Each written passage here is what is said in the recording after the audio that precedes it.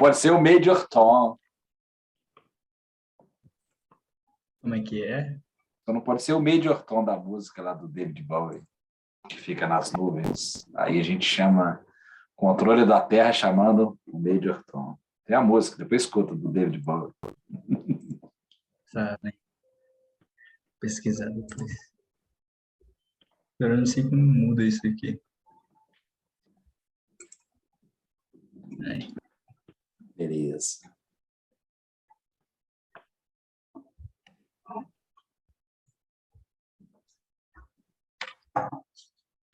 Quando é que entra já, começa a transmissão no YouTube, Pedro? Pedro Mineiro. A gente já vai aguardar um pouquinho mais gente entrar e aí já dou um toque aqui na produção que está aí também, para eles começarem a transmissão lá. Beleza, estou acompanhando aqui também. Vantagem de ser gravado, transmitido no YouTube é que dá para muita gente assistir depois.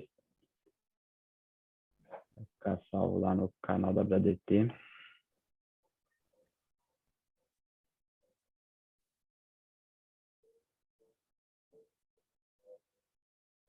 Boa noite a E todos. os Aqui é o encontros Luiz. eles sempre ficam salvos também no canal do associado. Falhou para mim, Pedro, a sua fala. A minha fala está Mandou cortando no chat? também? O sinal do Pedro está ruim. Para mim também está ruim também. Beleza. E vamos esperar mais. Você está congelado, Pedro. Pedro, sai e entra de novo. Mineiro.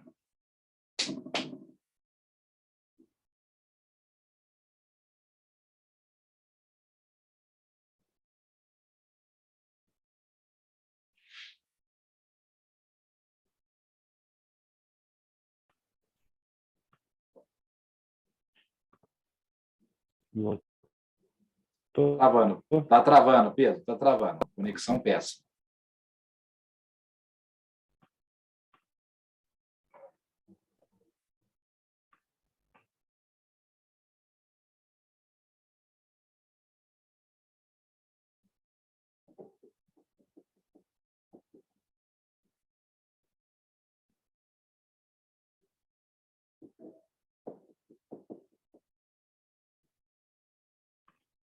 Ainda tá ruim? Parece que está bom. Nós vamos ver, né? Não era pra tá ruim, não. Bastava agora. Tá picada a minha fala? Aí, nesse momento não está, não. Tá bom.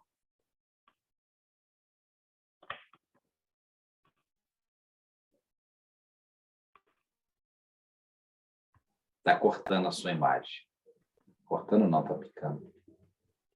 Preferia você olhar outra conexão, Pedro, antes de começar, apesar de já estar atrasado, né?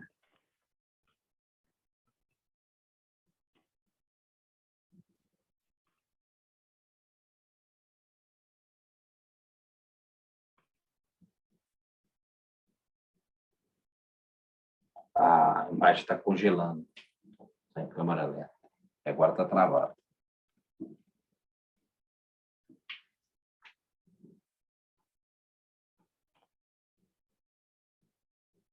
Quase que vai ser mais fácil você rotear isso aí no seu telefone. Lá no CARF era o plano B.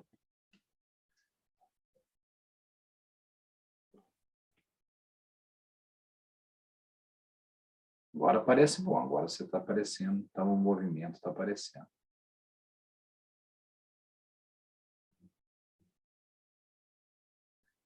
Melhor usar cabo no computador, concordo. Pois é, mas não tem cabo aqui. Não tem aquele cabinho amarelo, azul, não?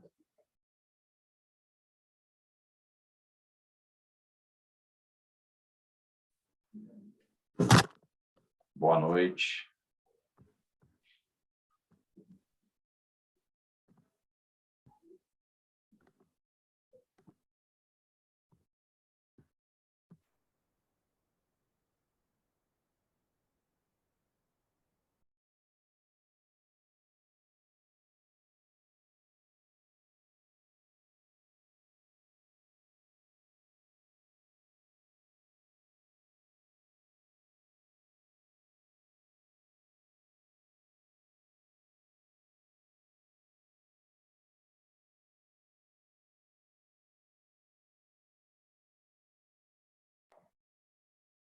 Pedro, Mineiro, tenta rotear pelo celular. Deixa isso pronto aí. E agora melhorou? Agora melhorou, mas vamos ver, né? Mas deixa Agora, pronto. agora eu estou roteando. Não, beleza. Está melhor do que tá.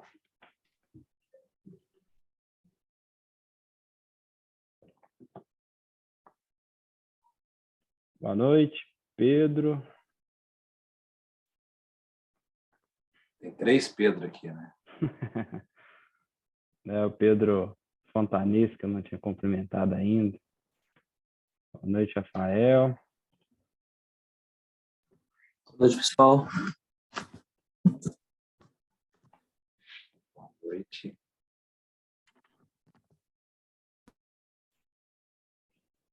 Tá tranquilo meu som e meu vídeo?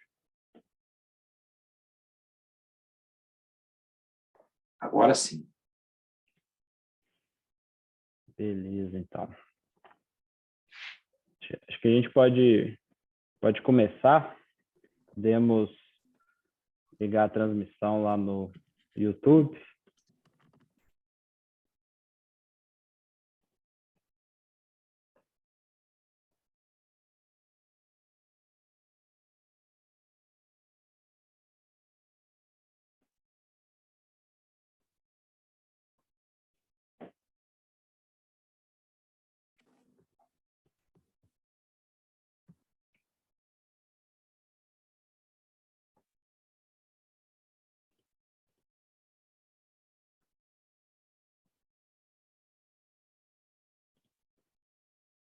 Boa noite a todos. Boa noite. Vamos dar início ao nosso 6º encontro do Grupo de Estudos em Direito Tributário da ABRADT. Estamos aqui hoje com nosso convidado especial.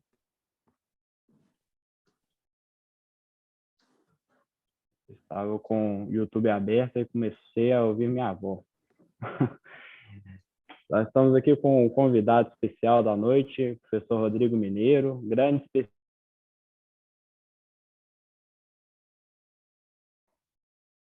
Pedro, ficou mudo para mim. para os demais. Me escutam? Agora sim. Agora sim. O professor Rodrigo, ele é autor da obra Introdução ao Direito Aduaneiro e do livro também da Revisão Aduaneira. São algumas obras referências na área aduaneira. E ninguém melhor do que o professor Rodrigo para introduzir, né, no âmbito aqui do grupo de estudos, um tema que é bastante interessante, bastante polêmico também, que é o tema da tributação aduaneira. Hoje a gente vai falar um pouco sobre interseções entre o direito tributário e aduaneiro, um tema que foi objeto de um dos painéis do Congresso Internacional da ABRADT no ano passado. O professor Rodrigo estava lá, ao lado do Fernando Pieri, de outros especialistas, debatendo exatamente num painel intitulado Interseções entre Direito Tributário e Aduaneiro. E a gente viu que fazia muito sentido também trazê-lo aqui no nosso grupo de estudos para começar a debater esse tema que é bem interessante, que é o tema do direito aduaneiro. É um tema que está aí na moda, né? A gente vê aí todos os dias tem eventos, tem grupos de estudo, tem várias iniciativas bacanas surgindo aí, e faz muito sentido, né, a gente, nesse espaço também de direito tributário, discutir um pouco sobre essa interseção bacana com o direito aduaneiro, que o professor Rodrigo vai explicar com bastante propriedade. E, na sequência, teremos como segundo tema a ADC 49 e o ICMS na transferência entre estabelecimentos do mesmo contribuinte, também um tema que está aí na ordem do dia, né, está pautado o julgamento da modulação de efeitos para semana que vem, pelo STF. Então, são temas aí bastante relevantes e que estão sendo discutidos, né? A gente gosta no grupo de estudo trazer sempre temas polêmicos, sempre temas que estão que todo mundo tá vendo aí nas notícias, né? E a gente sempre encoraja também aos nossos associados a sugerir temas novos, né? Quem tiver aí o interesse, já tenho algumas pessoas que já mandaram mensagem com o interesse de apresentar nos próximos encontros, mas eu sugiro todos, né, e incentivo, né? Isso aqui é um ambiente bastante aberto, né, e bastante interessante que os jovens, né, principalmente, assumam aí o protagonismo e é um ambiente que a gente não tem que ter medo de errar, né? Eu mesmo falei aqui no primeiro dia do encontro, né, do grupo de estudos, falei um pouco sobre o semestre de FAO. A gente fica, às vezes, um pouco nervoso com uma pergunta, com uma consideração, será que está fazendo sentido? Mas é realmente um ambiente bem bacana, bem interessante, né? Então, convido a todo mundo, seja da ABRADT ou da ABRADT Jovem, a participar do nosso grupo de estudos, que a gente faz quinzenalmente, né? Geralmente é às quartas-feiras, às 20 horas, e a gente sempre pauta aí temas interessantes sugeridos pelos nossos associados e, eventualmente, também trazemos convidados de fora, como o professor Rodrigo Mineiro, que teve aí, né, a disponibilidade, né? Desde já agradeço, professor Rodrigo, pela disponibilidade de estar conosco na noite de hoje, falar um pouco sobre esse tema que é bastante interessante, que é direito tributário aduaneiro, né, ou interseções entre tributário e aduaneiro. A palavra é sua, pelo tempo que precisar, só pedindo aí a gentileza de, ao final, conceder aí um tempo para debates, para que a gente possa fazer esse diálogo que é tão bacana do nosso grupo de estudos. Obrigado, Pedro. Me conceder a palavra ilimitada é um perigo, viu? Eu gosto de falar muito, para aqueles que já se A gente teve um problema aqui só com o Miller, que veio aqui e não parava de falar. O meu colega. Escutando, foi queridíssimo Miller. Nosso papo com o Miller. Né? Se deixasse, a gente ia estar até hoje conversando lá sobre o tema do PIS/COFINS. Imagina no passado, do seminário CARF de Direito Tributário e Aduaneiro, eu debati com o Miller, imagina. A conversa foi assim, longa, né? Mas a grande alegria está aqui. Eu sou um frequente participante dos eventos da ABRADT, ainda que eu sou um aduaneirista, né? Atuo na área aduaneira, mas sempre estou beliscando aqui e ali uma participação em eventos. Eu tive o prazer, há alguns bons anos atrás, mais de 5 anos, de ter sido convidado pelo Frederico Marques, queridíssimo colega. Na época, ele estava terminando a graduação dele. Ele tinha passado um período no México e tinha conseguido o meu contato, não sei com quem, me ligou. Eu lembro que eu estava lá no CARF. Professor Rodrigo, não sei o quê, eu estou pesquisando sobre o tema e fiquei sabendo que você estuda a matéria e eu tenho que fazer uma apresentação do meu projeto disso, que era o intercâmbio, era relacionado à matéria aduaneira. Aí, quando ele retornou para o Brasil, entrou em contato, ele montou um evento da ABRADT Jovem, que eu tive o prazer de participar. Eu lembro que foi o primeiro evento desse de direito aduaneiro na ABRADT Jovem.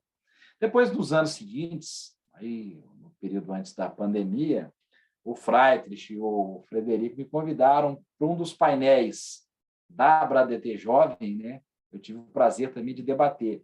A matéria ainda não entrava no painel principal, não, né? Mas, ano passado, conforme o Pedro disse, já entrou no painel principal, dada a relevância. Todo mundo, o Pedro disse muito bem, todo mundo está debatendo esse tema. Direito, matéria aduaneira, os tributaristas. Então, a gente tem que situar que, normalmente, chega isso no escritório, o pessoal fica assim, que é isso? A gente não aprende essa matéria na faculdade. São poucos cursos de pós-graduação. E a gente tem que situar, a gente tem que sair do lugar. E diversos profissionais competentes cometem diversos equívocos por misturar as duas matérias. Então, é isso que nós vamos bater um papo aqui hoje.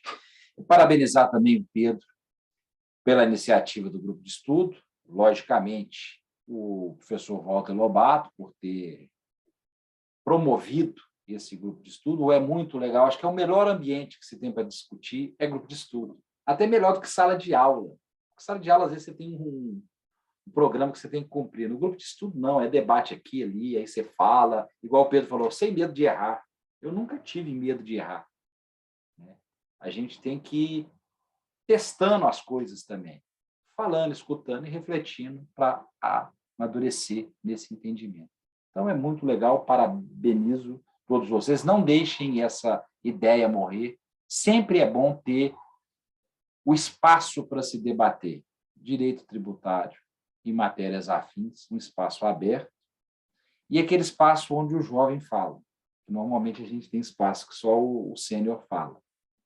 E o sênior também tem que respirar esse ar do jovem, do júnior, do pleno, porque assim a gente oxigena. Se a gente ficar sentado lá, deitado no berço esplêndido, às vezes a gente emburrece um pouquinho. Então, por isso que eu sempre gosto de estar debatendo, estar aqui junto, para a gente conseguir evoluir. Deixa eu tentar aqui a projeção, porque cada dia é um sisteminha, né? Esse é o Zoom. Vamos lá. Screen 2. Eu estou com 2 telas, então o meu medo é dar algum problema. Se der, você me avisa, tá, Pedro? Deu certo. Deu certo? Apareceu a tela? Se Sim. qualquer probleminha, você me avisa aqui, para não ter problema. Então, o tema que o Pedro me chamou, interseções entre o direito tributário e aduaneiro. Vamos partir do ponto, começar do zero, situar a matéria aduaneira dentro dessa história toda, para depois a gente fazer a parte de interseção.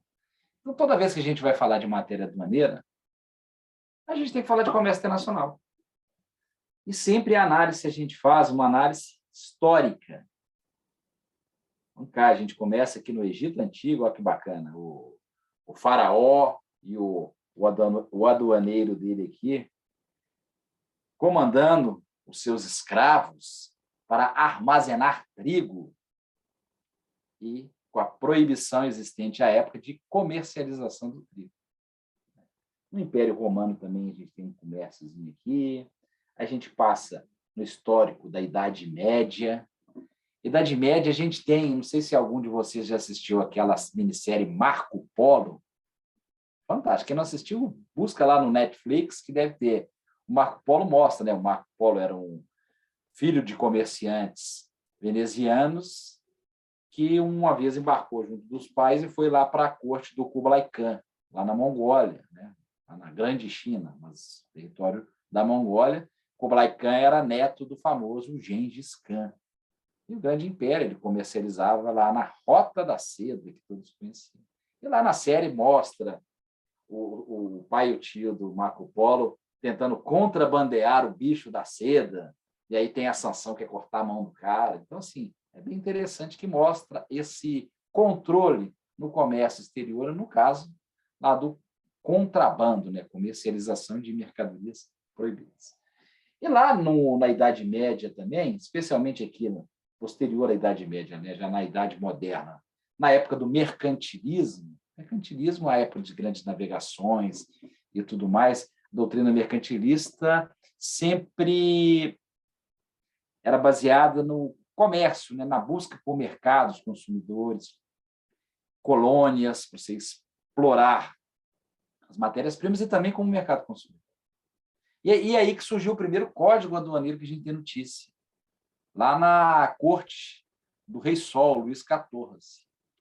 Tinha diversas colônias, ele fez a codificação das regras do comércio internacional na França com suas colônias.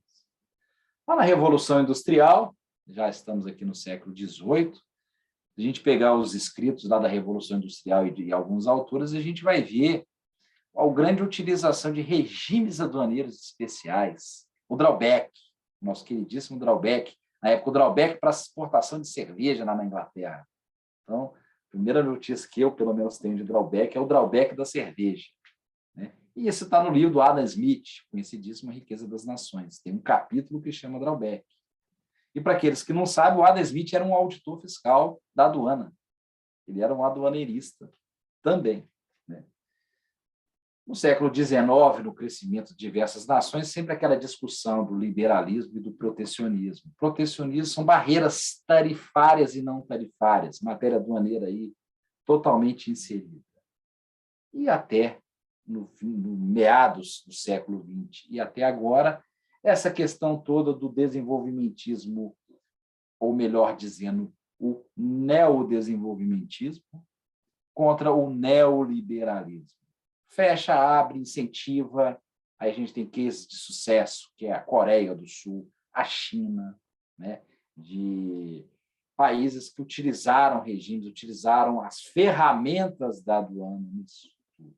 Então, a gente vê que a matéria aduaneira, especialmente uma parte importante, que é o controle, diretamente ligada na história ao comércio, sempre teve, sempre vai existir. Aí eu trago aqui o Montesquieu, né? Lá no Espírito das Leis, tem a célebre frase: onde há comércio, há alfândegas. A alfândega é o local, né? Nós não podemos dizer onde há comércio, há aduana, que eu prefiro. Então, a gente tem a aduana, ao longo da história, com o controle do tráfico externo exercido nas fronteiras, a partir especialmente da Idade Média para frente, a função de arrecadação, né, a tributação incidente, de forma mais forte. Isso foi bem relevante até meados do século XX, a partir da Grande Guerra, a partir do pós-guerra, né, Acordo de Bretton Woods com a instituição do GATT, Acordo Geral de Tarifas e Comércio, em 47, procurou-se mudar essa ótica. A aduana na ferramenta de regulação do comércio internacional. A arrecadação é residual, é extrafiscal, é indutora de comportamento. E assim a gente tem até hoje. No Brasil, a arrecadação aduaneira foi relevante para o erário público até os anos 30. A partir da criação do imposto sobre consumo na década de 30, a tributação aduaneira já passou a ser secundária, do ponto de vista do erário público. E nós estamos vivendo um momento de indefinição do papel da aduana dentro dessa lógica do comércio internacional. Não consigo afirmar um marco agora. Tivemos o governo Trump, com toda a guerra contra a China, aí teve a pandemia, que meio que avacalhou tudo, né? Então, pós-pandemia, mesmo na lógica do governo Biden, com todo esse programa dele de desenvolvimento, que ele tentou e alguma coisa conseguiu implementar lá nos Estados Unidos, a OMC parado. Então, a gente está numa fase de indefinição. Vamos acompanhar para a gente ver, mas estamos numa transição, melhor dizendo, do papel da aduana em relação ao comércio. Aqui eu trago um quadro de Caravaggio, né? Como diz, a aduana também é arte, né? Você tem alguns autores clássicos, agora um quadro bonito, né? A gente vai, Caravaggio, A Vocação de São Mateus. E para aqueles que conhecem a história de São Mateus, sabe que ele também era um aduaneirista. Ele trabalhava lá na alfândega de Cafarnaum, que está na passagem bíblica. Então, a gente sempre tem que trazer o aduaneirista aqui para situar, né? A gente está presente no mundo inteiro. Onde há comércio, há aduana. Então, a gente tem o comércio internacional intimamente ligado à matéria aduaneira. O comércio internacional, desde a perspectiva do crescimento econômico, diversos autores falam que o comércio proporciona o crescimento econômico. Isso meio que não há dúvida, né? Permite, né, a disseminação de diversas atividades, melhores remunerações e tudo mais. É claro que tem que ser um comércio e com tratamento mais benéfico a países subdesenvolvidos e tudo mais. Mas a maior parte, aí a gente não chama de doutrina, chama de literatura econômica, afirma que o comércio gera crescimento econômico, não desenvolvimento. O papo do desenvolvimento já é outro. Desenvolvimento pressupõe uma transformação estrutural. Tivemos isso na Inglaterra, nos Estados Unidos, nos países ricos, até o início do século XX. Tivemos isso nesse século XX, no final, ainda assim questionável em relação à Coreia.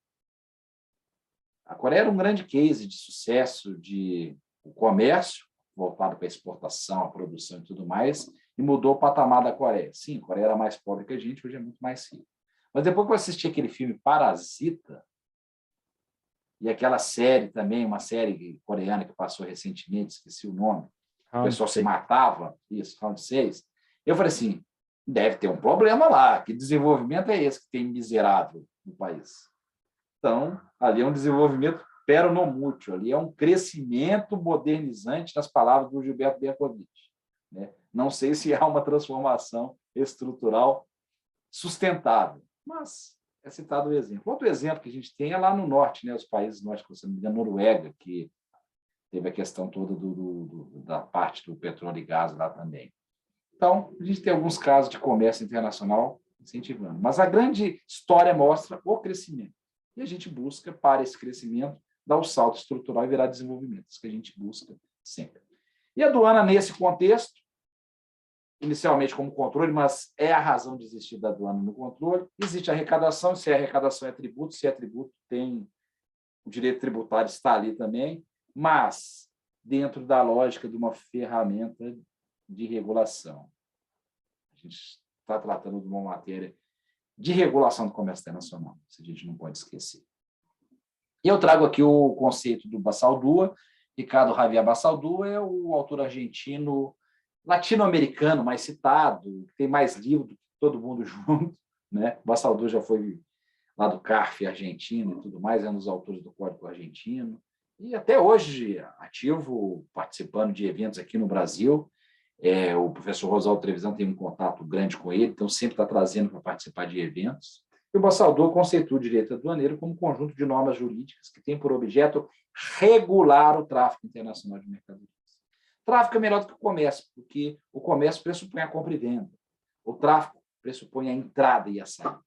Então, o conceito do Basaldúa é melhor. Não apenas o comércio, mas aquilo que entra, importação, e que sai, exportação.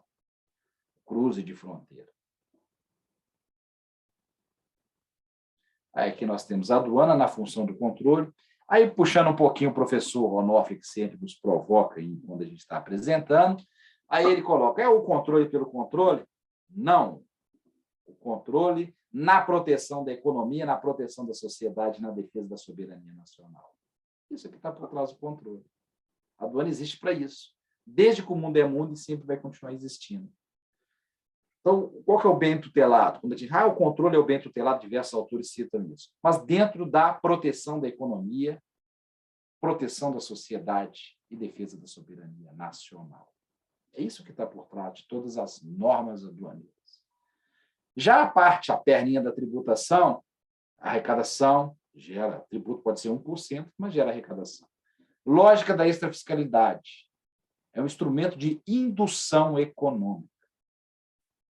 Hoje, exportação não existe para gerar recurso para o erário público. Gera, claro, mas aquilo é para indução econômica. Eu quero subir a alíquota, quero baixar a alíquota para induzir o comportamento dos agentes. E assim ele tem que se enxergar. E sempre observando, isso aí o Pedro Mineiro gosta muito, do princípio do tratamento nacional do GATT. Isso é que está por trás. Tarifa, a imposto de importação é uma coisa, é o tributo aduaneiro, mas os tributos incidentes sobre o comércio exterior, eles são tributos niveladores. Eu tenho a tributação interna e vou dar o mesmo tratamento para o produto estrangeiro. Eu tenho uma regrinha para isso. O princípio do tratamento nacional. E tem que seguir isso. E, por fim, já dando um passo moderno em cima disso, a facilitação comercial, porque a gente tem um acordo de facilitação comercial aprovado pela OMC em 2013, lá em Bali. E já está vigindo no país desde 2017. Já está valendo. Nós temos que adaptar as regras de controle dentro de uma lógica moderna. Não é facilitação, oba-oba, liberar geral. Não é modernizar as regras de controle dentro de uma lógica para não onerar excessivamente a mercadoria. Ou seja, nos termos que está lá no acordo, o controle ser o suficiente para o cumprimento da obrigação aduaneira. E o limite dele é esse. Ele não pode exceder a isso. Então, se eu tenho uma obrigação de controle para a proteção da economia, da sociedade e da soberania, a ferramenta de controle é a obrigação aduaneira, mas ela não pode ser muito gravosa. Ela tem que ser suficiente para aquele fim determinado. Essa é a lógica. Não precisava nem de ter acordo. Isso o próprio ferramentas da administração pública deveriam impor isso. Não, isso é aduano.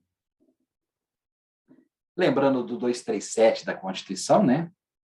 A fiscalização e o controle sobre o comércio exterior, essenciais à defesa dos interesses fazendários nacionais, são exercidos pelo Ministério da Fazenda.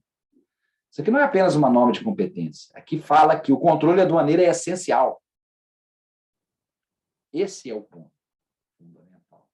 Todas as normas legais e infralegais de controle aduaneiro. Aí a gente tem os elementos essenciais do direito aduaneiro, né? O que se controla? A mercadoria. Uma mercadoria num conceito lato. Bens, produtos. Vamos pensar em bens, é uma forma melhor de se referir a isso. Mas o termo que se usa no mundo inteiro é mercadorias. Em relação ao território. Qual território? Território aduaneiro. No Brasil, território nacional. Mas na Europa é a Comunidade Europeia. Mas não é a mercadoria estanque, é a mercadoria no fluxo de entrada, importação, e de saída, exportação. Lembrando, mercadoria, aqui eu estou utilizando os ensinamentos do Trevisan, mercadoria como bens corpóreos móveis que são suscetíveis de ser importados ou exportados. E o conceito de importação, introdução da mercadoria em um território aduaneiro. É bom fixar conceitos, né, Pedro, para não ter entendimento diverso. E esse conceito, inclusive, a gente vai utilizar na tributação aduaneira. Aí eu coloco um questionamento aqui para vocês pensarem: os serviços, direitos intangíveis. Onde que fica nessa brincadeira toda? Autores clássicos do direito aduaneiro, Bassaldo é um deles na Argentina e outros mais, entendem que a aduana só controla aquilo que se pega, aquilo que a gente joga e cai no chão. Eu divido desse entendimento. Tudo aquilo que for passível de comércio internacional, de um lugar para o outro, aduana. Por que eu vou colocar outro órgão para fazer esse controle? Mas no Brasil não é dessa forma interpretado. A coordenação aduaneira não trata desse tema ainda. Isso fica com outra coordenação da Receita Federal. Mas é um mito, aos pouquinhos a gente vai trabalhando em cima disso. Elementos característicos da mercadoria. Se a mercadoria é o que a aduana controla, para se controlar e depois tributar, tem que se conhecer a mercadoria. Como que a gente conhece? É o tripé. No mundo inteiro é assim. O valor da mercadoria, aí a gente tem um acordo de valoração aduaneira, que tem reflexo tanto no controle aduaneiro, como especialmente na tributação aduaneira, que é a base de cálculo do imposto de importação. É um acordo internacional ligado lá ao GATT, ao OMC. Classificação fiscal de mercadorias, para a gente identificar a alíquota, a gente tem que identificar a classificação fiscal, enquadrá-la dentro de uma nomenclatura comum, no nosso caso, nomenclatura comum do Mercosul, que segue uma convenção internacional, o sistema harmonizado, lá no guarda-chuva da OMA, Organização Mundial das Aduanas. Então, o mundo inteiro segue isso aí. E também a origem, para a gente analisar um gravame a maior, por exemplo, um direito comercial, um antidumping aplicável na mercadoria, eu tenho que saber a origem dela. E também para tratamentos benéficos. Eu tenho um acordo bilateral ou multilateral, para eu saber, eu tenho que aplicar, saber a origem da mercadoria para eu poder aplicar corretamente, inclusive a alíquota em cima disso. Então, isso aqui, pessoal, são elementos de controle essencial à tributação. Falando no título da nossa apresentação, a interseção entre os dois. Eu não consigo tributar se eu não conhecer o fato. E para eu conhecer o fato, eu tenho que conhecer todos os seus elementos, especialmente de controle. Então, o controle aduaneiro é dividido já dentro de uma perspectiva do século XXI, mas no Brasil e em outros países veio já a partir dos anos 90, com a informatização, com a criação aqui no Brasil do Siscomex, desenvolvimento de sistemas de controle. Então, ao invés de controlar tudo aquilo que chega, o guarda de fronteira, que fica lá, e o que entra, ele para, esse não para, esse modelo já acabou. Não existe isso mais. E é impossível também, pelo volume de comércio, controlar tudo que chega e que sai. Então, você vai adotar critérios de controle. A regra é controlar. Mas quais são os critérios? Qual é a forma moderna de se controlar? Dividiu-se em 3. O mundo inteiro está fazendo dessa forma. Um controle prévio, baseado fortemente na gestão de risco aduaneiro, gerenciamento de risco. conhecer a operação e o interveniente antes. O controle crítico, por isso que está em vermelho, na chegada. E a auditoria a posteriori, a nossa conhecida revisão aduaneira. Aí o tributarista também vai atuar nisso aí, naquela auditoria posterior. Então, a lógica seria o quê? A partir do controle prévio da gestão de risco, eu deixo para verificar quando chega aquilo que tem rolo. Aquilo que está mais... O risco é menor, a empresa está lá, a empresa tem controle, o histórico dela é bacana, deixa para depois. Essa é a lógica. E esse controle da chegada, chegou a mercadoria, ela vai se sujeitar a um regime aduaneiro. O que é isso? É o tratamento aduaneiro e tributário dado nessa mercadoria que chega. Ou seja, qual o procedimento de controle aplicado nessa mercadoria? Qual a regra de controle? Regime comum é a regra geral. Mercadoria vai integrar à economia nacional. Importação para consumo, sujeição de todos os tributos incidentes. E a exceção são os regimes aduaneiros especiais. Drawback, recoff, admissão temporária e tudo mais.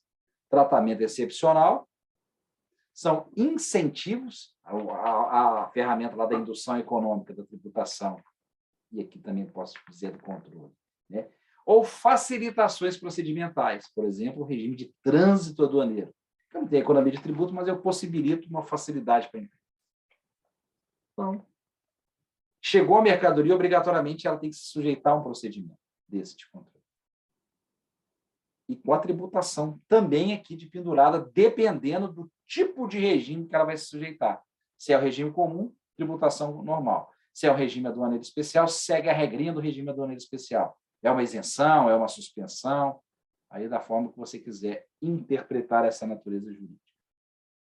E aí a tributação, finalmente chegando na tributação, né? Estou falando há meia hora aqui e não falei de tributação, né, Pedro? Tributação aduaneiro, que é isso? Imposto de importação e imposto de exportação. Então a gente já não pode errar mais. Quando falar tributação aduaneira, é o II e o IR. Imposto de exportação é residual, né, gente? A gente tem armas e munições e cigarro contendo fumo, alguma coisa assim. Tinha de Pérez há uns anos atrás e isso acabou. Foi residual, é uma lista da CAMEX, Câmara de Comércio Exterior, e o mundo inteiro fala, não se exporta tributos. Eu sou contra isso, acho que é uma ferramenta regulatória que pode ser bem administrada para induzir comportamentos. Vide o petróleo, a gasolina aí, né? Vide alguma coisa de exportação de produto primário para induzir para ficar aqui. Então, esse é um outro debate de utilização de tributação aduaneira para a indução econômica. Mas a gente tem a tributação sobre o comércio exterior, conforme eu disse no início, seguindo o princípio do tratamento nacional do GATT. Aí a gente tem os tributos, igual a gente tem aqui, o IPI, ICMS, PIS e COFINS, na operação de importação. Mas isso não é tributação aduaneira. É uma tributação que segue, porque eu tenho a tributação interna, eu tenho que ter a tributação dessa mercadoria, para concorrer de forma isonômica. A diferença tem que ser a tarifa aduaneira. Mas, para isso, tem que seguir exatamente o que é um é o outro, o princípio do tratamento nacional. Isso é questão, inclusive, de debates posteriormente. Então, qual que é o fato na importação? Com reflexo tributário, importar bens ou mercadorias no exterior. A entrada no território nacional. Esse é o fato com repercussão tributária. Já vimos a repercussão aduaneira. Agora, a repercussão tributária. Fato gerador do imposto de importação, entrada da mercadoria estrangeira no território nacional. Considera-se ocorrido o fato, data de registro da declaração. Já no IPI e no ICMS, o fato é desembaraço aduaneiro. É um momentinho posterior, depois que a mercadoria é conferida, ela é desembaraçada. PIS e COFINS segue o imposto de importação, entrada no registro da DI. O cara, importador direto, o importador indireto. Aqui é uma outra discussão de natureza aduaneira com reflexo direto no direito tributário, na sujeição passiva. Quem é o sujeito passivo da operação de importação? Especialmente na operação de importação indireta, aquela que a empresa contrata uma trading para fazer para ela. Pode ser por conta e ordem dela, ou por encomenda dela. Tem tratamentos distintos. Tem que haver a identificação desses camaradas, a fim de controle e de incidência do tributo. Mas, às vezes, isso não é muito claro. Tem muita discussão, inclusive penalidades fortes de natureza aduaneira. E no ICMS, essa figura complica também para o sujeito ativo, né, gente? No ICMS, dependendo de quem é, eu tenho uma trade do Espírito Santo e a empresa encomendante ou real adquirente em Minas. Quem é o sujeito passivo? Logo, quem é o sujeito ativo? Minas ou Espírito Santo? Aí também um outro ponto, repercussão do tributário com o aduaneiro, o importante, tem decisão do Supremo, mas ainda assim continua dúvida, né? Ainda assim, isso aí continua o pessoal debatendo esse tema. E o quanto? A base, valor aduaneiro. Esse é o Instituto Aduaneiro, existente no mundo inteiro, acordo internacional,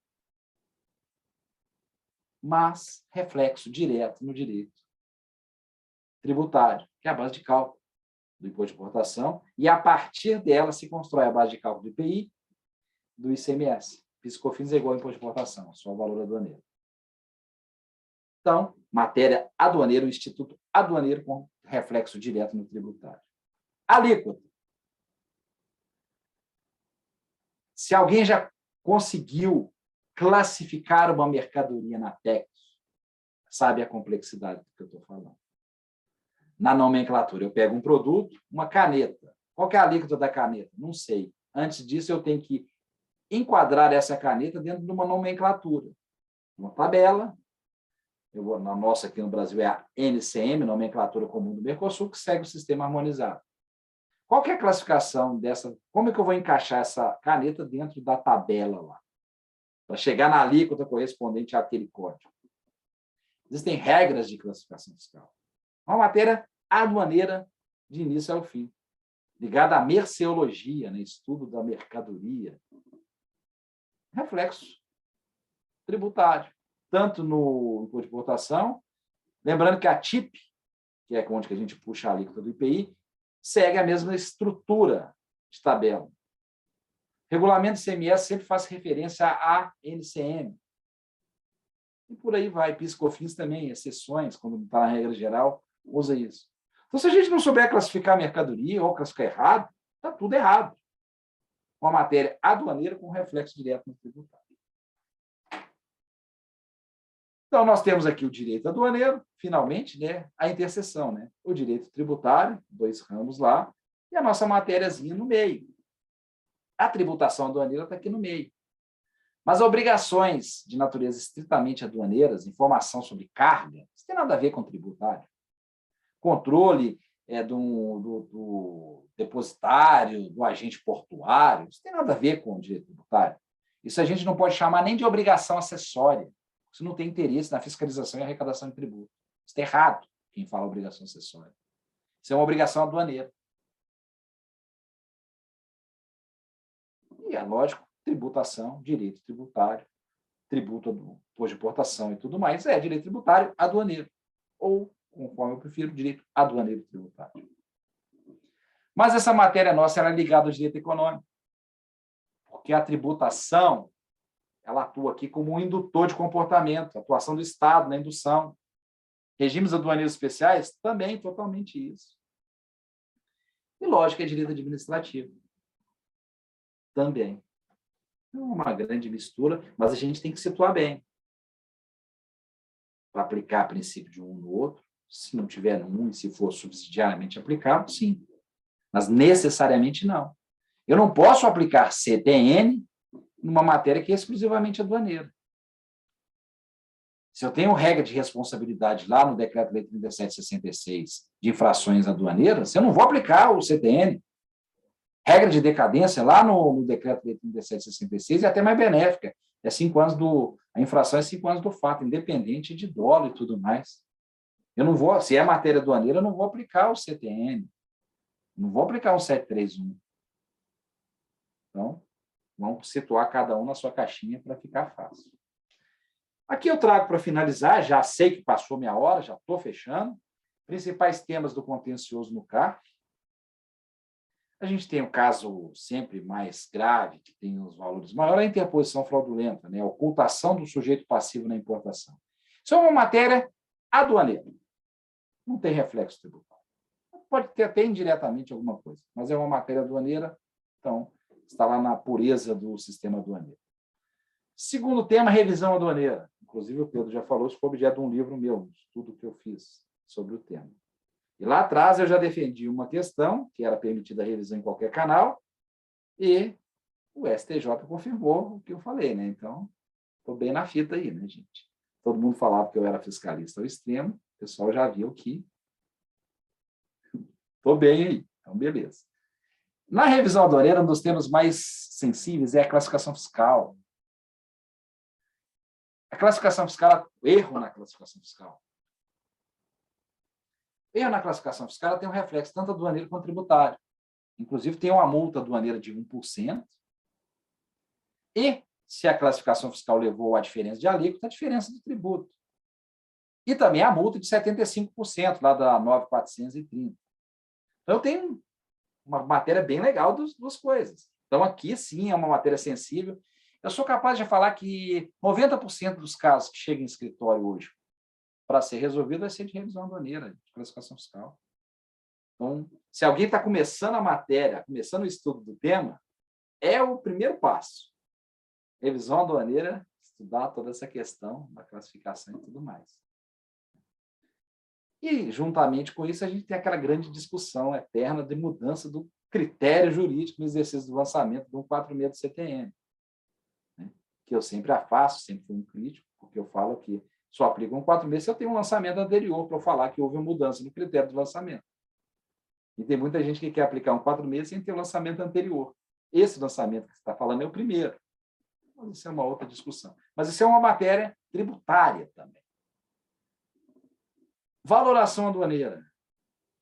Tanto a subvaloração, que seria eu não adicionei a capatazia corretamente, eu não adicionei os royalties, que eram condição de compra dentro da base de cálculo.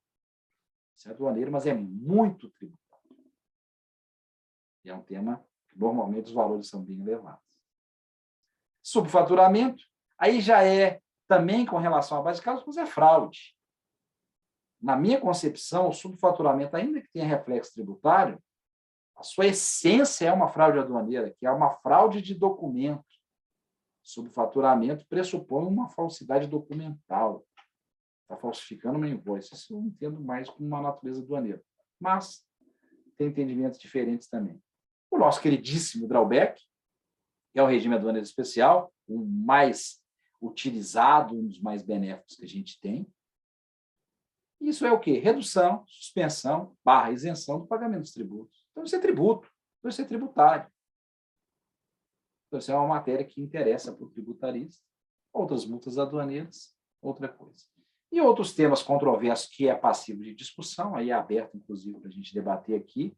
IPI na revenda de mercadoria importada. Foi decidido, mas aquela decisão, eu particularmente, aqui a gente está num campo aberto de debates, sou um grande crítico, já escrevi contra, até antes de ter aquela decisão. Ali entendo eu que há uma invasão da competência do Estado, está tributando circulação de mercadorias, que não é competência da União tributar a circulação de mercadorias. A gente tem a questão da sujeição passiva do ICMS importação na importação indireta, que eu já falei. Despesas aduaneiras na base de cálculo do ICMS, lembrando que a base de cálculo do ICMS é importação, entra tudo quanto é coisa, e aí o que é despesa aduaneira ali que vai? Também dá para debater isso aí 3 dias. PIS e COFINS importação e o princípio do tratamento nacional. Será que aqui a gente está utilizando tributos semelhantes? Ou eu estou tributando sob o pretexto de dar o tratamento isonômico? Uma coisa é o tributo receita, faturamento, outra coisa é o tributo importação de bens. Entendeu? São coisas distintas. Será que eu poderia usar o princípio do tratamento nacional? E será que não estaria viciado todo o PIS que eu fiz em importação de mercadoria? Ninguém vai reconhecer isso, não, mas... E onde que eu acho que tem um espaço grande para a gente debater, o Pedro concorda, ou melhor, eu concordo com ele, o PIS/COFINS importação de serviços, também analisando sobre a lógica do princípio do tratamento nacional. E aqui eu coloquei 3 pontinhos, porque isso aqui, vocês que vão pensar no que seria, né? Pedro e colegas, é isso que eu tinha para falar. Aqui eu faço um disclaimer, que as opiniões manifestadas aqui vinculadas na apresentação não refletem a opinião de ninguém. São minhas e de minha responsabilidade. Ok? É isso que eu tinha para apresentar. Deixa eu conseguir sair daqui agora. Aí é uma... Ah, sim, stop share. Obrigado, professor Rodrigo. Foi uma verdadeira aula, né, para aqueles que estão começando na área. Com certeza aí. Falei mais com o Miller, né? Falou bastante, mas um abraço foi bem proveitoso. Foi bem proveitoso. Com certeza são muitos temas para o debate, né? A gente não tem tempo para enfrentar todos esses temas, né? Com certeza, surgindo outras oportunidades, a gente vai voltar em cada um deles. São temas bem interessantes mesmo. Queria aproveitar, né, a oportunidade, né, que o professor Rodrigo está aqui, né, que a gente teve a participação dele, para a gente também fazer uma propaganda, né? A ABRADT, ela é parceira da TexLab no nosso curso de Direito Aduaneiro para Tributaristas. E como é o curso coordenado por mim e pelo professor Rodrigo, né, a gente não poderia deixar de comentar que é um tema que está na moda, né? A gente pensou nesse curso principalmente para os iniciantes na matéria aduaneira, né? Essa aula de hoje é só um gostinho também, né? Porque a gente vai enfrentar todos esses temas, né, que o professor Rodrigo trouxe lá no curso. É um espaço que a gente vai ter um pouco mais de tempo, né, para poder enfrentar cada um desses temas. Então, aproveitando, né, a oportunidade que a gente está com o professor Rodrigo aqui hoje, queria saber se alguém tem alguma pergunta para fazer para ele. Pode ser em relação, né, à apresentação dele, algum tema controverso de direito aduaneiro, pode ser até algum tema que estão enfrentando aí no seu dia a dia. Vou dar essa oportunidade, se alguém quiser fazer alguma pergunta. Se não, eu tenho várias. Eu tenho várias perguntas, eu adoro discutir esses temas. Alguém quer levantar a mão, quer falar antes? Pedro, manda bala aí, por favor. Boa noite, pessoal. Primeiramente, parabéns, Rodrigo. Acho que conseguiu fazer um overview bem bacana aí dessa matéria, que é instigante para todo mundo. O professor já comentou durante a fala a respeito da revisão aduaneira, que já é um crítico que não concorda, que concorda, na realidade, com a revisão, mesmo depois do desembaraço independente do canal. Eu queria só ouvir um pouquinho mais a opinião do professor acerca do canal vermelho, né? O mais crítico de todos, é o que mais gera discussão. A possibilidade da revisão para efeitos tributários específicos, mesmo após o desembaraço, enfim, a entrada pelo canal vermelho. Obrigado, parabéns a todos. Beleza, Pedro. Essa matéria, como dizer, até esse primeiro evento que eu falei que eu participei aqui da ABRADT Jovem, lá com o Fred Marques, me chamou, foi para falar sobre isso, né? Matéria que eu falo desde lá de trás. Muitos falam que primeiro a gente tem que identificar, definir as fases do despacho de importação. A empresa registra a DI, depois essa DI vai ser parametrizada, direcionada para um dos canais de conferência. O canal verde é liberado sem conferência, vermelho analisa fisicamente a mercadoria, o amarelo vê só o documento e o cinza é fiscalização. Tudo mais. Vamos ficar no vermelho e no verde. Qual que é o passo seguinte? Em qualquer um deles. Verificou ou não verificou e está tudo certo. É chamado desembaraço aduaneiro. Desembaraço aduaneiro é autorização para entrega da mercadoria para o importador. Isso é apenas isso. Conclusão da conferência aduaneira. Esse ato não tem um objetivo legal, regulamentar e na prática para homologar nada. A legislação, base legal, artigo 54 do Decreto-Lei 3766, mas aperfeiçoado com o artigo 638 do RA, do aduaneiro, especifica que a verificação da conformidade, tanto das informações prestadas quanto dos tributos pagos, será apurada no procedimento de revisão aduaneira, aquela auditoria posterior que eu coloquei lá atrás. Assim está estruturado no mundo inteiro. Assim é previsto na lei. Então, a lei fala, confere, desembaraço e revisão. Canal vermelho se confere. Se confere o quê? Quantidade, descrição, não sei o quê, não sei o quê. Essa conferência é exaustiva? Não. Mesmo se fosse exaustiva. Essa conferência ela não tem o poder de homologar nada. Por que eu estou frisando isso? Porque o imposto de importação é um lançamento por homologação. Então, eu só tenho duas homologações. Uma expressa, quando a autoridade expressamente homologa, está tudo certo, um abraço, ou tacitamente, se em 5 anos ninguém verificar estranho. Se o ato da conferência no Canal Vermelho e o desembaraço aduaneiro subsequente não tem o poder legal, nem regulamentar e nem prático de homologar nada, a lei fala que isso acontece na revisão aduaneira. Então, a revisão aduaneira é o ato que se lança o tributo. E se ela não acontecer, a homologação passa. Por isso que qualquer canal pode a revisão aduaneira, sem considerar que isso é mudança de critério jurídico no exercício do lançamento no 46. Porque ali não é mudança, ali é o lançamento originário. Não é revisão de lançamento. Revisão aduaneira não é revisão de lançamento. Vai ser em qual caso? Canal cinza. Canal cinza, procedimento de controle, tem dias de fraude, cheio de rolo aqui, o auditor reteve a mercadoria, bababá, fiscalização, aquele trem horroroso. Aí, no final, eu falo, poxa, tá certo a empresa, ela veio com o documento aqui, a fatura, não tem nada de fraude de valor, tá tudo certinho. Foi um procedimento de fiscalização, intimação, resposta, documento, processo, o que tem todo. No final, o que o auditor fiscal tem que fazer? Está nas regras regulamentares do procedimento fiscal. Lavrar um relatório de auditoria fiscal, termo de encerramento de fiscalização, o nome que quiser. E falar que está tudo certo. Isso é uma homologação expressa. Ali acontece o lançamento. Aí a revisão, nesse caso, vai ser revisão do lançamento.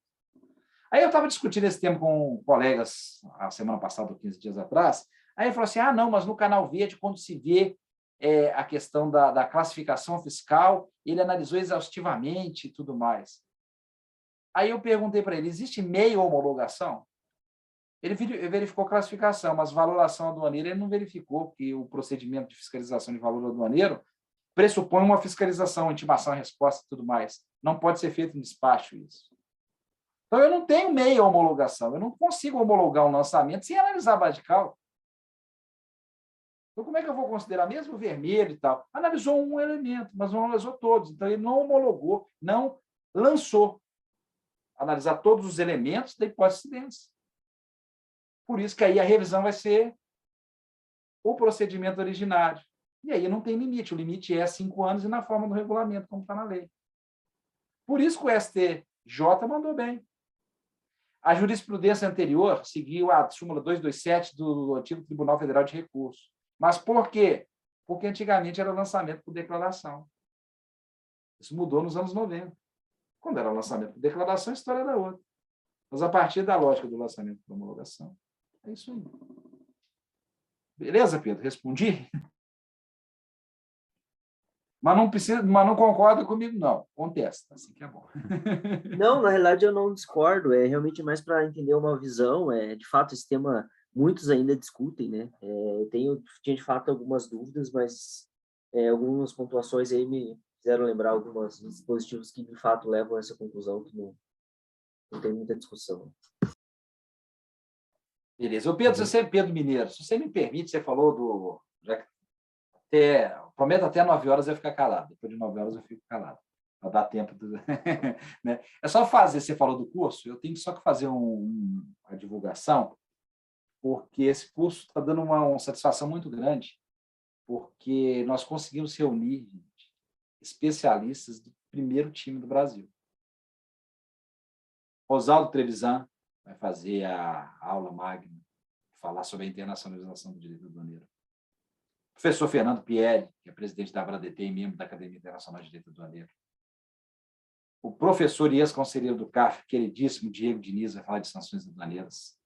O professor, autor de diversos livros também, ex-conselheiro do CAF, Solon Sen, vai falar sobre tributação. A professora Lisiane Meira, também conselheira do CARF, autora de livros, vai falar de regimes aduaneiros especiais. O professor Cláudio Augusto Pereira, ex-conselheiro do CARF também, advogado militante no tema, vai falar de contencioso aduaneiro. E o nosso querido Pedro Mineiro vai falar das novas teses, vai falar da tributação sobre o comércio exterior e, como diz, dar uma juventude a essa visão. Se a gente ficar só baseado em veterano, a gente não caminha, né? É muito boa a oxigenação, a gente conseguir enxergar novas visões sobre uma coisa que aparentemente estava consolidada. Por isso que é importante fazer essa divulgação também, porque vale a pena. O time é de primeiríssimo. É só isso. E aproveitando a oportunidade, professor Rodrigo, obrigado pelas palavras. A gente vai conceder um desconto especial para os associados da ABRADT. É isso até porque a gente fez a parceria, né? A parceria com a ABRADT. Então, quem tiver interesse no curso, pode me mandar uma mensagem, né? Vocês provavelmente me tem nas redes sociais. Se não, no Instagram, pedromineiro.adv, né? Ou no LinkedIn, pode me mandar uma mensagem, a gente passa o cupom de desconto, tá bom? Professor Rodrigo, Fernando Pieri, entrou aqui no chat do YouTube, mandou um abraço, saudações aduaneiros aos amigos Rodrigo e Pedro. Um abraço também para o professor Fernando Pieri. Eu acho que a gente chegou no nosso tempo, né, para esse primeiro tema. Eu gostaria de agradecer fortemente o professor Rodrigo por apresentar um pouco, né, dar uma verdadeira aula inaugural aí para a gente, uma aula introdutória sobre esse tema das interseções, direito tributário aduaneiro. Com certeza foi bastante proveitoso aí para todos que estão assistindo. E a gente pode caminhar para o segundo tema. Abraço, Rodrigo, agradecemos. Pode ficar Agradeço à vontade. A todos aí. Muito obrigado pelo convite. Obrigado à ABRADT Jovem. Parabenizo o professor Walter e demais membros da diretoria da ABRADT, da ABRADT Jovem. Vocês que estão, na verdade, não é a diretoria, o grupo, quem participa, quem carrega o piano, que merece mais ainda. Parabéns, que é isso mesmo. A gente só cresce com debate, isso sempre. Parabéns, Pedro. Muito obrigado pelo convite e até a próxima oportunidade, gente. Obrigado, Rodrigo. Vamos passar para o Pedro. O Pedro está aí. O Pedro vai falar para a gente um pouco sobre ADC 49 e o ICMS na transferência entre estabelecimentos do mesmo contribuinte. Tema bastante polêmico aí, que vai ser julgado na próxima semana, a modulação de efeitos. Pedro vai poder contar um pouco para a gente essa história. Palavra sua, Pedro. Pode ficar à vontade. Primeiramente, boa noite a todos. É uma enorme felicidade para mim estar aqui hoje. Eu estou muito honrado de estar aqui no Grupo de Estudos da ABRADT. Agradeço ao Pedro por ter me chamado para falar desse tema. Eu ainda estou na graduação, na verdade, então peço desculpa desde já para algum equívoco aqui, mas o interesse mesmo é colocar para debate a discussão. Colocar para discussão o tema. Eu não sei como que transmite aqui a tela.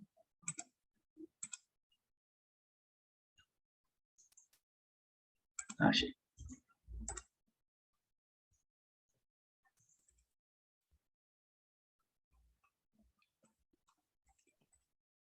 Estamos vendo, acho que você pode clicar para aquela exibição em modo de leitura. Acho que é um livrinho que tem embaixo. Ficou um pouco maior a tela para a gente ver. Vocês já estão conseguindo ver? A gente vê, mas a gente vê o PowerPoint no modo de edição. Se você clicar no livrinho, que é o modo de exibição maior, a gente vai conseguir ver melhor. Isso. Boa. Então, a tese fixada na DC 49 foi a de que o deslocamento de mercadorias entre estabelecimentos do mesmo titular não configura fato gerador da incidência de ICMS, ainda que se trate de circulação interestadual. É importante frisar aqui essa última parte da tese, que é ainda que se trate de circulação interestadual. Então, essa discussão ela já vem de longa data e nos fóruns que eu acompanhei aqui, as pessoas começam quando vão tratar do tema se referem à súmula 166 do STJ, mas, na verdade, eu entendo que essa discussão já vem de muito antes, desde lá da alteração, da mudança de um imposto sobre vendas e consignações mercantis para o imposto sobre operações relativas à circulação de mercadoria.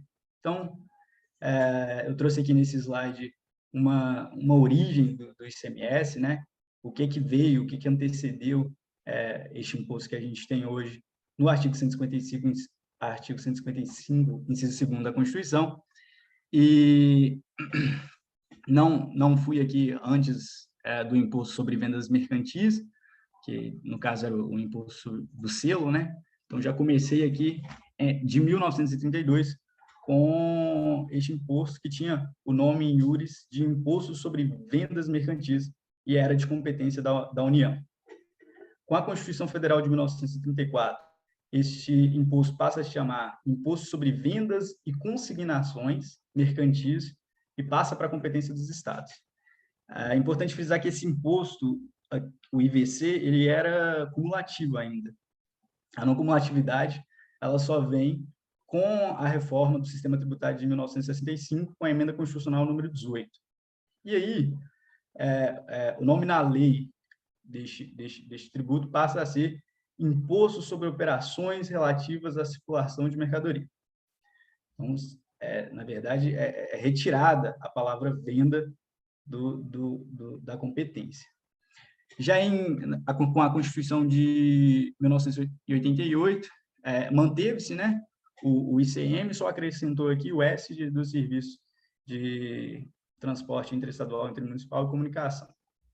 Então, do ponto de vista aqui da intenção do legislador, então, só estou colocando para debate mesmo. Por que teve essa alteração? Só me questionando por que antes era um imposto sobre vendas e consignações mercantis e passou a se chamar um imposto sobre operações relativas à circulação de mercadoria. Então, a pergunta, quem vai nos responder é o próprio legislador com a exposição de motivos.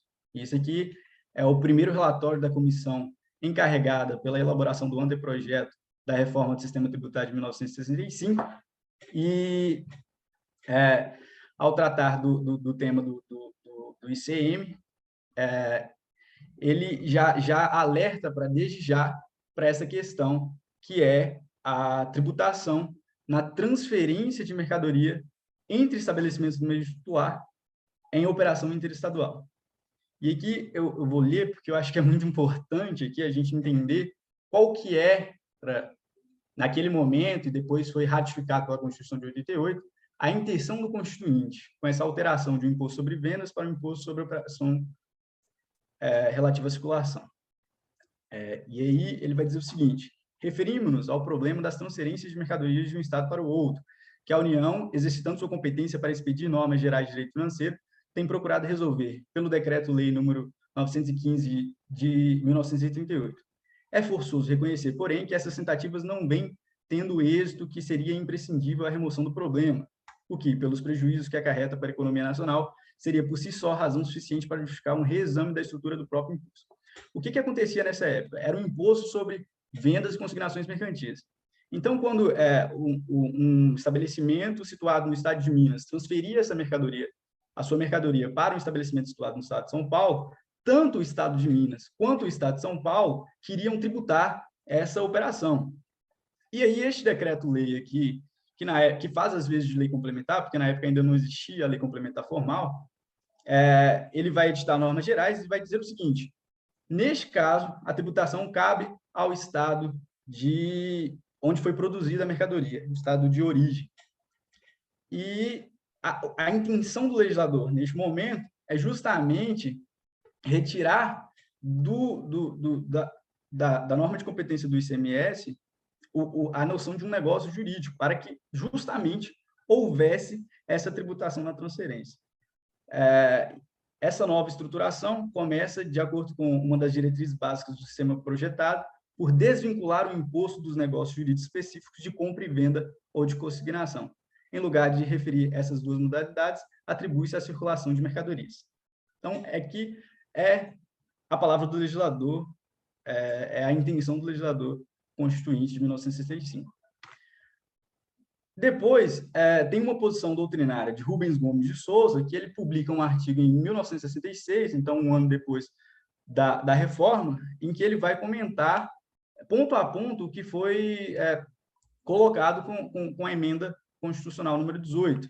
E aí, quando ele trata deste ponto, ele vai dizer o seguinte: do ponto de vista da unidade nacional, provavelmente o problema mais sério do antigo sistema tributário foi o das operações mercantis interestaduais, acentuadas diferenças entre a capacidade de produção, especialmente quanto a produtos industriais, e as necessidades do consumo ainda existentes entre as diversas regiões do Brasil, ocasionando uma distinção marcada entre estados produtores e estados consumidores.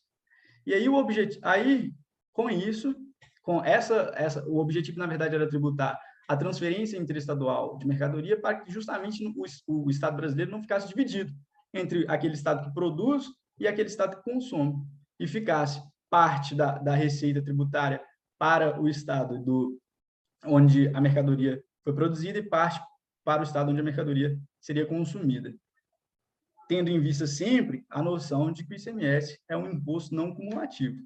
Então, do ponto de vista do contribuinte, neste momento, não tem nenhum prejuízo para ele, porque o que é destacado na nota fiscal de transferência de Minas Gerais para São Paulo, por exemplo, seria aproveitado como crédito quando ele promovesse a operação de venda interna no estado de São Paulo.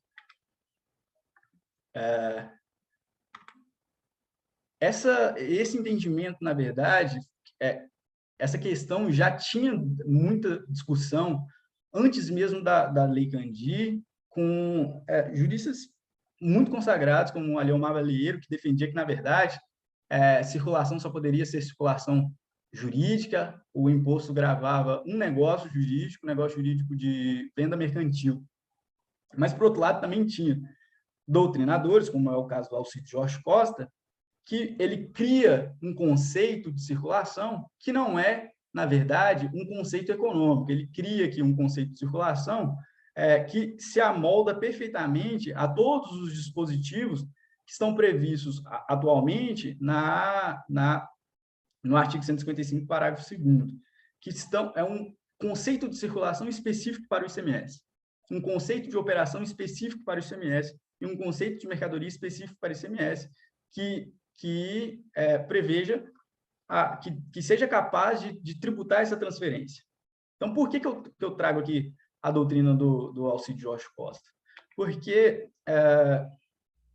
com essa súmula, depois, esse entendimento da doutrina majoritária, que na verdade, o ICMS, o ICM, no caso, ainda tributa, grava um negócio jurídico, ele foi sumulado pelo STJ, na súmula 166 de 1996, isso antes da edição da Lei Candir, mas, por outro lado, quando foi se elaborar uma lei complementar para regular o ICMS, que ainda era regulado pelo Decreto-Lei 406 de 68, o deputado federal Antônio Candir, ele convida o Alcide Jorge Costa para elaborar o anteprojeto que veio a se tornar a nossa Lei Candir.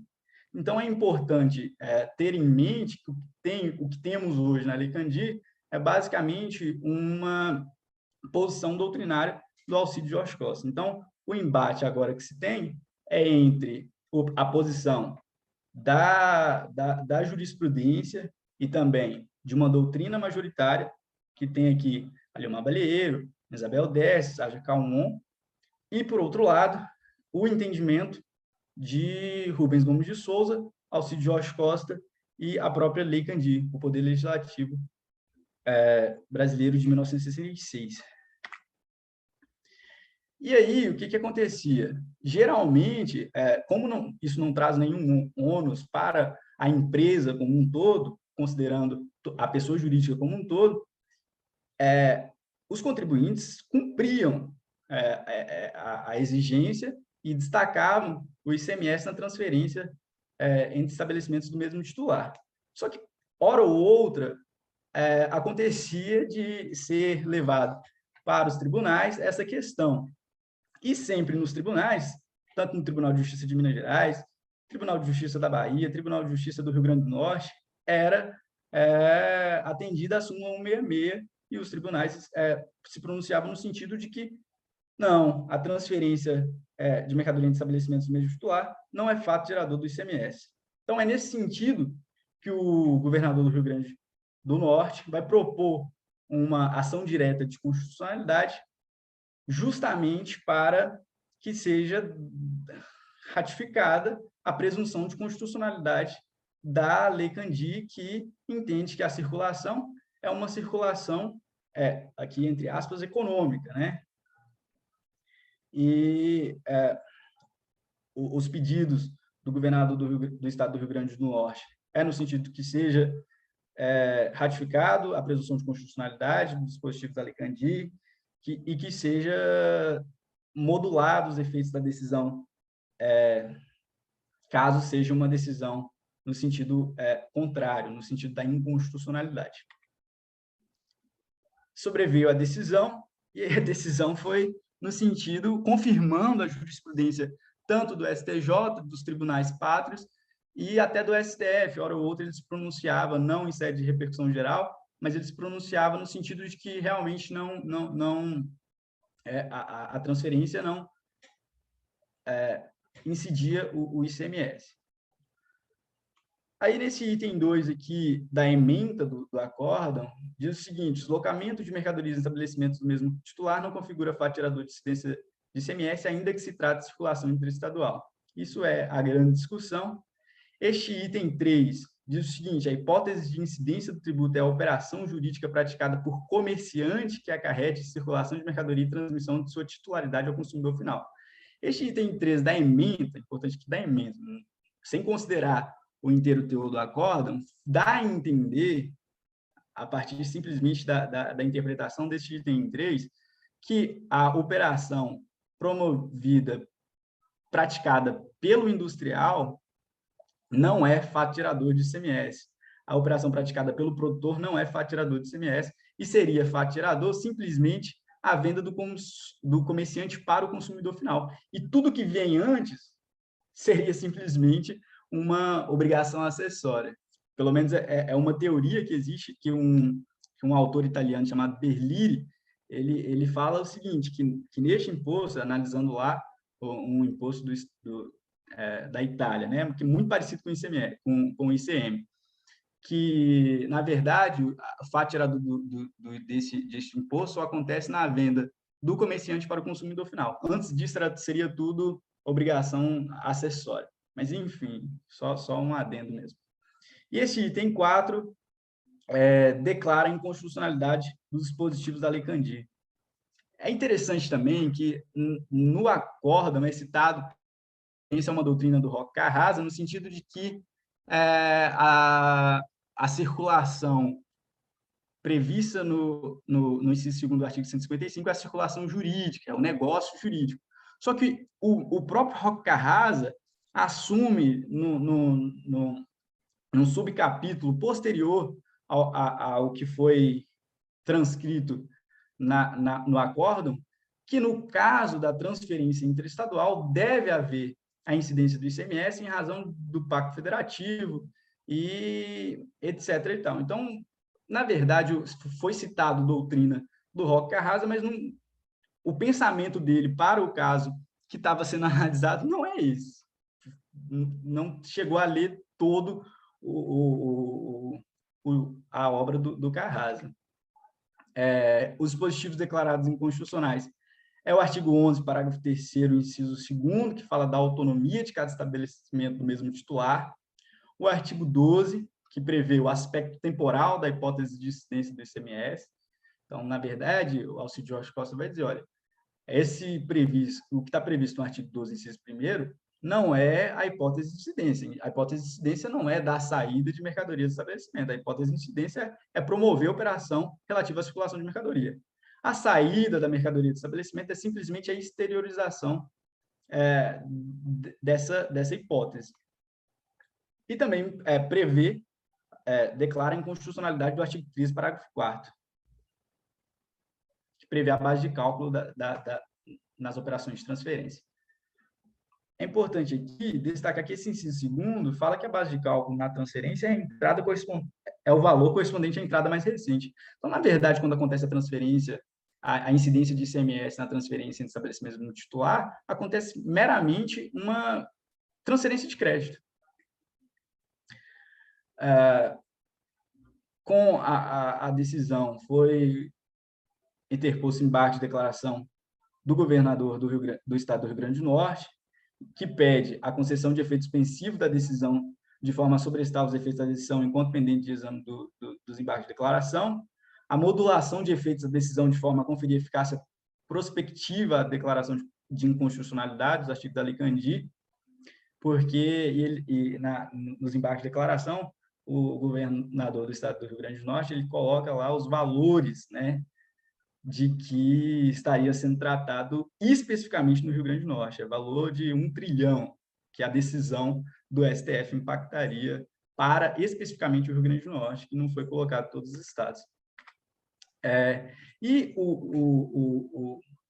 os embargos de declaração também impede para o STF esclarecer a amplitude da decisão quanto à autonomia dos estabelecimentos.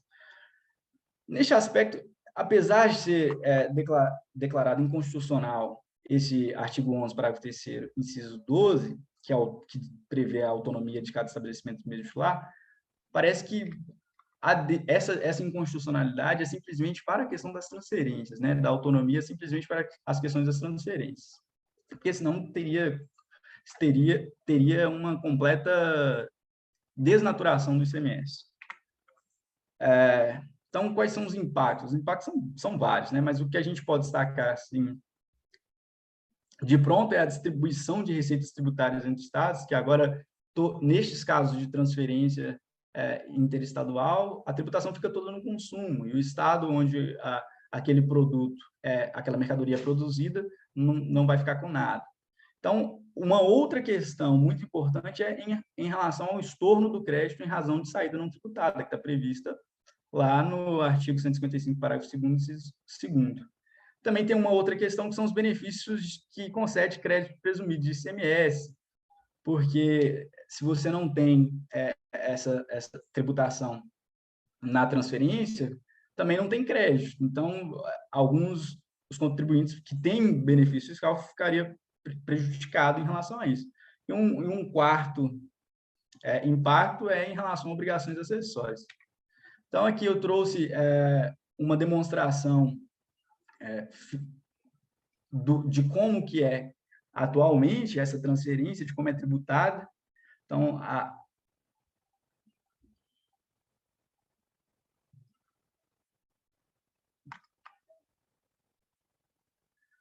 certo. Tem no caso aqui, a transferência ela é tributada, supondo uma transferência de um centro de distribuição de um contribuinte situado no estado de Minas Gerais. Esse valor da operação 100, você tem um débito de 12, um ICMS a recolher para o estado de Minas Gerais de 12. Por outro lado, quando o estabelecimento desse contribuinte situado no estado de São Paulo promove a operação de venda com um valor agregado aqui hipotético de R$50, ele vai ter um destaque de 18%, que dá em R$27 de débito.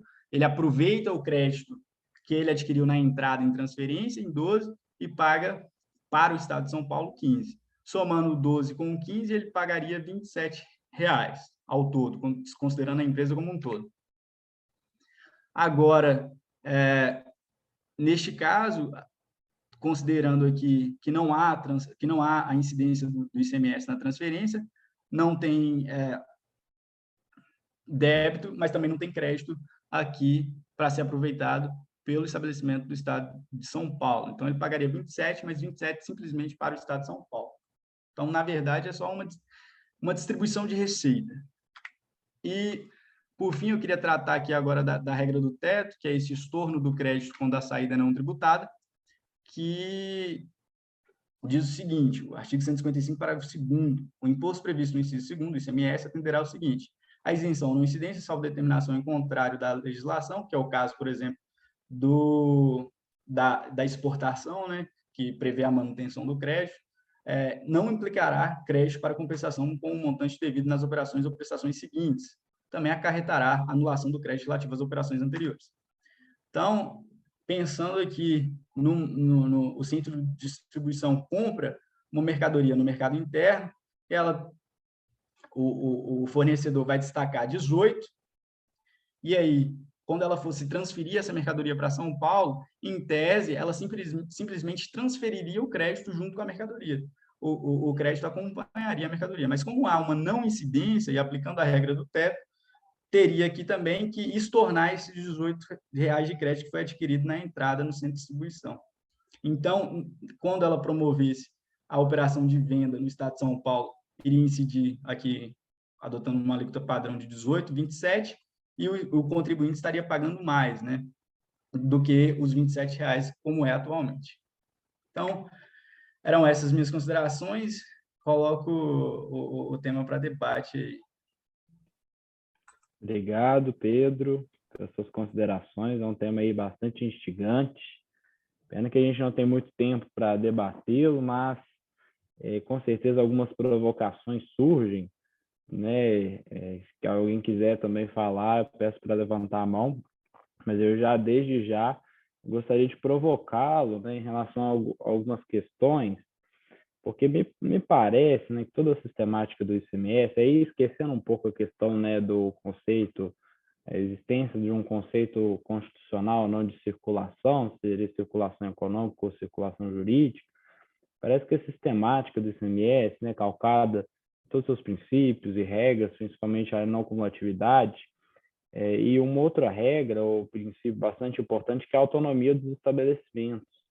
Então, em função, né, desse arquétipo constitucional do ICMS, toda a lógica do imposto seria, né, de que você vai haver, toda saída deve ser tributada para permitir que a pessoa, na etapa subsequente, possa aproveitar os créditos, né, independente seja entre estabelecimentos de uma mesma empresa. E muito com base numa lógica de autonomia dos estabelecimentos, ou seja, você presume, né, uma certa independência entre os estabelecimentos, ainda que você saiba que é da mesma pessoa jurídica e que não haja, de fato, uma transferência da propriedade, mas que seja possível, né, essa incidência acompanhando os créditos, justamente, né, respeitando ou privilegiando a autonomia do estabelecimento e o princípio da não cumulatividade. E eu até queria saber a opinião dos demais, né, se concorda com essa ADC 49. Eu acho que, assim, no primeiro momento, né, os contribuintes vão, opa, que legal, né, súmula 166, só que acaba, né, se a gente pensar por outro lado, gerando vários problemas, como o Pedro muito bem trouxe, né, e até uma situação um pouco esdrúxula, né, que chega no final do julgamento da DC 49, contribuintes, alguns contribuintes, claro, né, e o fisco concordando aí com a mesma tese, né, e criticando a decisão do STF, enquanto para outros contribuintes, né, naturalmente seria vantajosa esse resultado. Né? Mas aí eu gostaria de ouvir, né, se alguém tiver uma opinião sobre o tema, se concorda, né, e aí esse tema, essas minhas provocações estão também associadas à ideia de existir um conceito constitucional ou não de circulação, né, que é um segundo ponto. A gente assume, né, que a Constituição ela traz conceitos constitucionais, conceitos prévios, né, aí a 1988, e qual que seria esse conceito, né? Como o Pedro bem disse, existem duas correntes. Até o Alcides Jorge Costa vai concordar que existem conceitos constitucionais, e não verdadeiramente tipos, né, mas conceitos, só que ele entende que um conceito um pouco mais econômico, né? Então, a gente ainda tem essa possibilidade aí de existirem um conceito que é de uma circulação mais jurídica e uma circulação um pouco mais econômica. Ou se não, se cabe a lei complementar, porque se a gente entende que cabe a lei complementar disciplinou e falou que é possível, né, a incidência do ICMS. Então, a gente necessariamente precisa enfrentar esse tema também. Não sei se os demais têm uma opinião também crítica em relação a essa DC 49, em relação à súmula 166, né, vocês concordam ou não. Acho que se ninguém mais levantar a mão, eu vou pedir para o Pedro, né, dar a opinião dele também, porque é bastante interessante aí a gente levantar isso para o debate. O que você acha, Pedro? eu só vou fazer uma pequena... Fazendo, na verdade, o advogado Alcides Jorge Costa aqui, porque ele nunca fala em circulação econômica. Na verdade, ele fala o seguinte: olha, existe um conceito de circulação que é um conceito de circulação para fins de ICMS. Se o ICMS está previsto na Constituição, o conceito ele é jurídico. Ele não é o do direito privado, mas ele continua sendo jurídico, atendendo a todas ao arquétipo do ICMS, da não cumulatividade, do pacto federativo, da autonomia dos estabelecimentos, na verdade, é demonstrado um conceito, né, declarado. Na verdade, o conceito já está ali na própria Constituição, e o Alcides Jorge Costa só declara um conceito de circulação. Essa discussão é interessante, né? Porque a gente vai discutindo, né, também ao largo da discussão entre conceitos e tipos, também a existência de conceitos que são conceitos próprios do direito tributário, se são conceitos incorporados do direito privado, né? Aí acho que a consideração do Pedro vai muito nesse sentido. Mas então você acaba concordando com o Alcides Jorge Costa, também criticando a ADC e a súmula 66, certo? Certo. Vamos lá, o André está com um sorriso ali. O que você acha, André, sobre esse tema aí? Você está do lado dos contribuintes, está do lado do fisco, do lado do STF? Eu não consigo escutar o André, não. Tá mudo, André. Não está dando, não.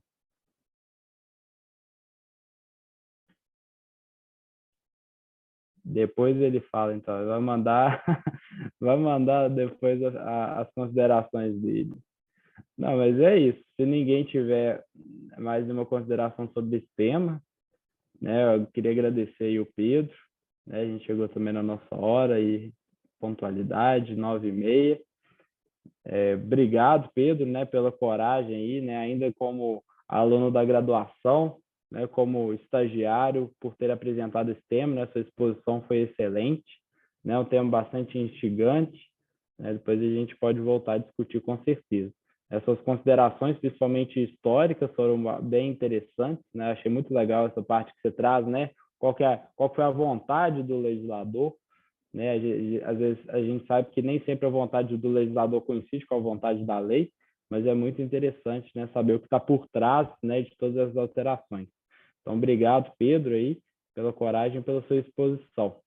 Obrigado a todos, né? Vamos encerrar aí os trabalhos do sexto encontro do Grupo de Estudos. Né, convido todos aí a continuar compartilhando, continuar divulgando os nossos trabalhos e sugerirem temas para as próximas edições.